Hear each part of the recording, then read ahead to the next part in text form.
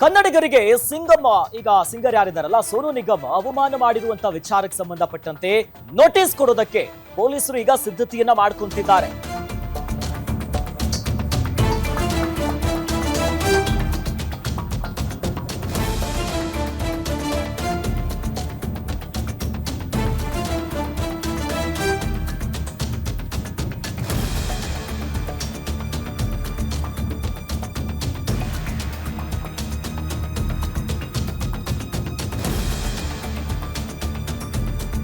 Singer Sonu ನಿಗಮ್ಗೆ notice ಕೊಡೋದಕ್ಕೆ ಪೊಲೀಸರು ಸಿದ್ಧತೆಯನ್ನ ಮಾಡ್ಕೊಂತಿದ್ದಾರೆ. Avalahalli police ಠಾಣೆಯಲ್ಲಿ ಸೋನು ನಿಗಮ್ ವಿರುದ್ಧ ಈಗಾಗಲೇ ಎಫ್ಐಆರ್ ದಾಖಲಾಗಿದೆ. ಸೋನು ನಿಗಮ್ಗೆ ಪೋಸ್ಟ್ ಮತ್ತು ವಾಟ್ಸಪ್ ಮುಖಾಂತರ ನೋಟಿಸ್ಗೆ ಸಿದ್ಧತೆಯನ್ನ ಮಾಡಿಕೊಳ್ಳಲಾಗ್ತಿದೆ. ಹಾಗಾಗಿ ವಿಚಾರಣೆಗೆ ಹಾಜರಾಗುವಂತೆ ಸೋನುಗೆ ನೋಟಿಸ್ ನೀಡಲಿರುವಂತಹ ಪೊಲೀಸರು ಯಾವ ಕಾರಣಕ್ಕೆ ಆ ರೀತಿಯಾಗಿ ಮಾತನ್ನ ಹೇಳಿದ್ರಿ, ಪಹಲ್ಗಾಮ್ ಉಗ್ರರ ದಾಳಿಗೂ ಕನ್ನಡಕ್ಕೂ ಏನು ಸಂಬಂಧ ಇದೆ, ಕನ್ನಡಕ್ಕೆ ಧಕ್ಕೆ ಬರುವಂತ ರೀತಿ ಮಾತನಾಡೋದಕ್ಕೆ ಪ್ರಚೋದನೆಯನ್ನ ಕೊಟ್ಟು ಬಿಟ್ರ, ಈಗ ಅನೇಕ ವಿಚಾರಗಳನ್ನ ಕೇಳೋದಕ್ಕೆ ಈ ಸಂಬಂಧಪಟ್ಟಂತೆ ಈಗ ಪೊಲೀಸರು ನೋಟಿಸ್ ಕೊಡೋದಕ್ಕೆ ಸಿದ್ಧತೆಯನ್ನ ಮಾಡ್ಕೊಂತಿದ್ದಾರೆ.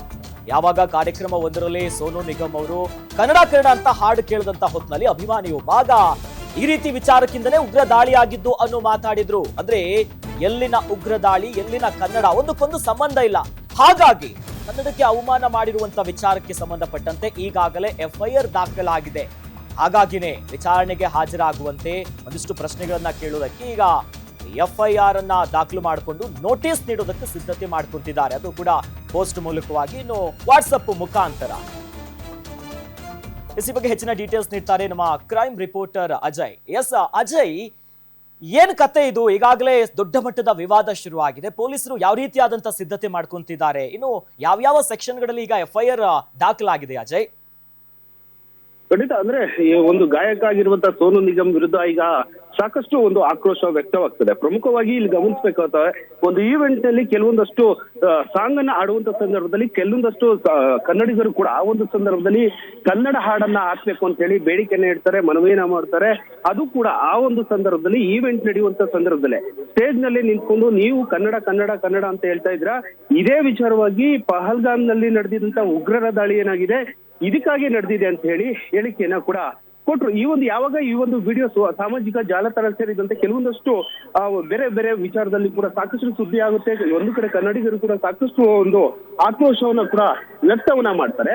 ಎಲ್ಲಿಂದ ಎಲ್ಲಿಗೆ ಸಂಬಂಧವನ್ನ ಕಲ್ಪಿಸ್ತಾ ಇದ್ದಾರೆ, ಅಂದ್ರೆ ಕನ್ನಡ ಹಾಡನ್ನ ಕೇಳಿದೆ ತಪ್ಪ, ಅದಕ್ಕೂ ಮತ್ತೆ ಈ ಉಗ್ರರ ದಾಳಿಗೂ ಏನು ಸಂಬಂಧ?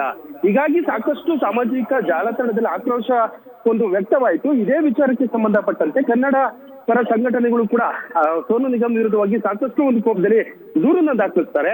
ಅವಲಹಳ್ಳಿ ಪೊಲೀಸ್ ಸ್ಟೇಷನ್ ಹೀಗಾಗಿ ಅವರ ವಿರುದ್ಧವಾಗಿ BNS 350/2, 352/1, 353 ಅಡಿಯಲ್ಲಿ ಕೆಲವೊಂದಷ್ಟು ಸೆಕ್ಷನ್ ಅಡಿಯಲ್ಲಿ ಅವ್ರಿಗೆ ಒಂದು ಎಫ್ಐಆರ್ ಕೂಡ ದಾಖಲಾಗಿದೆ. ಅಂದ್ರೆ ಈ ಒಂದು 352/1 ಇದೇನಿದೆ ಆ ಒಂದು ಅಡಿಯಲ್ಲಿ ಕೆಲವೊಂದಷ್ಟು ಗುಂಪುಗಳ ನಡುವೆ ದ್ವೇಷವನ್ನು ಉತ್ತೇಜಿಸುವುದು, ಭಾಷೆ ಹಾಗೂ ಜಾತಿ ಸೇರಿದಂತೆ ಸಮುದಾಯದಂತಹ ಕಾರಣಗಳ ಮೇಲೆ ವಿವಿಧ ಗುಂಪುಗಳು ನಡುವೆ ಸೇಡಿನ ಭಾವನೆಯನ್ನ ಮುಟ್ಟಿಸುವಂತ ಕೆಲಸವನ್ನು ಕೂಡ ಆಗುತ್ತೆ ಅಂತ ಹೇಳಿ ಅವರ ವಿರುದ್ಧ ದೂರು ಕೂಡ ಈಗಾಗಲೇ ದಾಖಲಾಗಿರುವಂತ. ಈ ದೂರಿನ ಆಧಾರದ ಮೇಲೆ ಸೋನು ನಿಗಮ್ಗೆ ಪೊಲೀಸರು ಈಗಾಗಲೇ ನೋಟಿಸ್ ಕೊಡುವಂತ ಸಿದ್ಧತೆಯನ್ನ ಮಾಡ್ಕೊಂಡಿದ್ದಾರೆ. ಇವತ್ತು ಅಥವಾ ನಾಳೆ ಒಳಗಾಗಿ ಅವರು ಒಂದು ವಿಚಾರಣೆಗೆ ಬರಬೇಕು. ಈ ಒಂದು ಹೇಳಿಕೆಯನ್ನು ಕೊಟ್ಟಂತ ವಿಚಾರದಲ್ಲಿ ಸ್ಪಷ್ಟತೆ ಕೊಡ್ಬೇಕಾಗುತ್ತೆ. ಹೀಗಾಗಿ ಸೋನು ನಿಗಮ್ಗೆ ನೋಟಿಸ್ ಕೊಡುವಂತ ಎಲ್ಲ ಸಿದ್ಧತೆಯನ್ನ ಒಂದ್ ಕಡೆ ಅವಲಹಳ್ಳಿ ಪೊಲೀಸರು ಮಾಡ್ಕೊಂತಿದ್ದಾರೆ. ಅಖಿಲೇಶ್. ಎಸ್, ಧನ್ಯವಾದಗಳು ಅಜಯ್ ತಮ್ಮೆಲ್ಲ ಡೀಟೇಲ್ಸ್ಗೆ.